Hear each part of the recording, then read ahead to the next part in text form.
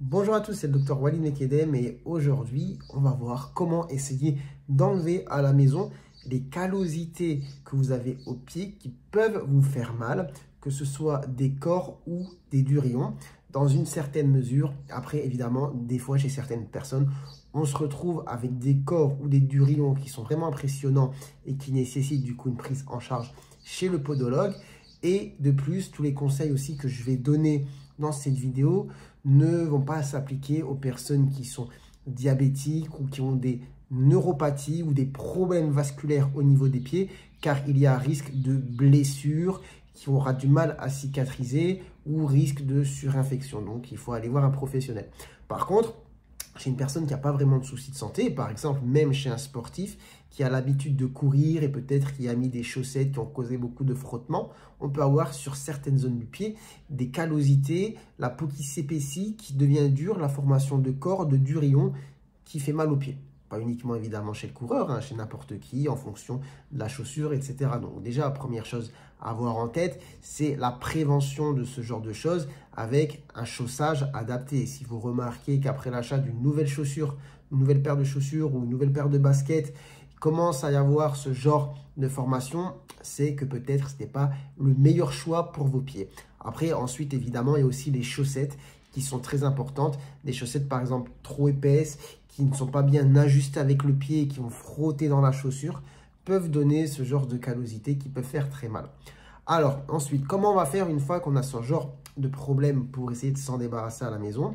Eh bien, il va falloir faire des bains réguliers d'eau tiède, eau chaude, avec du sel à l'intérieur pendant 10-15 minutes pour essayer de bien ramollir la peau à ce niveau-là. Par exemple, le soir, vous vous posez, vous prenez une petite bassine, vous mettez de l'eau tiède, chaude, sans vous brûler, vous mettez une grosse cuillère de sel à l'intérieur et vous laissez baigner.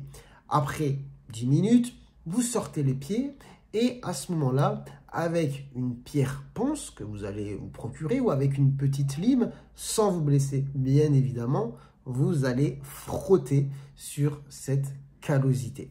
Et ça, c'est quelque chose qu'on va répéter donc de manière assez régulière au fil des jours.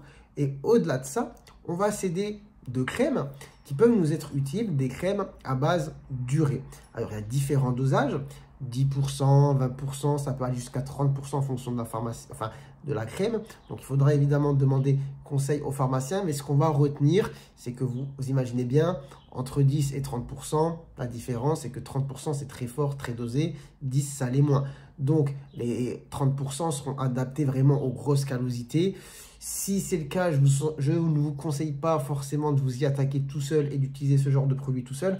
Par contre, avec voilà, un petit corps au pied, quelque chose de pas trop costaud mais gênant, on pourra partir sur une crème allurée 10-20% avec le traitement que j'ai dit juste avant. Donc, bain d'eau chaude avec de l'eau salée, ponçage.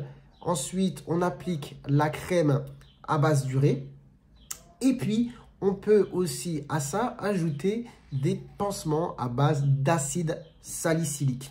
Pareil, ça se trouve en pharmacie. En général, qui plus est, ils ont une forme adaptée qu'on peut mettre sur les callosités. Et donc, on fait ça quelques jours. Donc, on associe les bains d'eau chaude, d'eau tiède salée, le ponçage, la crème allurée, les pansements à base d'acide salicylique. Et tout doucement, on espère pouvoir se débarrasser de cette callosité. Après, évidemment, si malgré tout ça, ça ne fonctionne pas, il faudra aller consulter un podologue pour se faire aider, pour se débarrasser de ce problème. Parce qu'on ne va pas se mentir, ce sont des petits trucs, mais qui peuvent vraiment être très embêtants au quotidien. Voilà, et après, comme je l'ai dit en début de vidéo, attention, si vous avez des problèmes de circulation, des problèmes de diabète, des problèmes nerveux au niveau des pieds, il ne faut pas s'amuser à faire ce genre de choses tout seul. Vous pouvez vous blesser, créer des micro-blessures qui peuvent s'infecter, se surinfecter, avoir du mal à cicatriser. Donc, non, non, non, non. Si par contre, il n'y a pas de souci de ce côté-là, vous pouvez tenter ce genre de choses. Voilà, j'espère que vous aurez apprécié des choses, que cette vidéo vous aura été utile. Si c'est le cas, n'hésitez pas à vous abonner si vous découvrez la chaîne, ça me fera grandement plaisir. Et puis, n'hésitez pas à liker aussi la vidéo. Sur ce, j'ai envie de vous dire, prenez soin de vous, prenez soin de votre santé.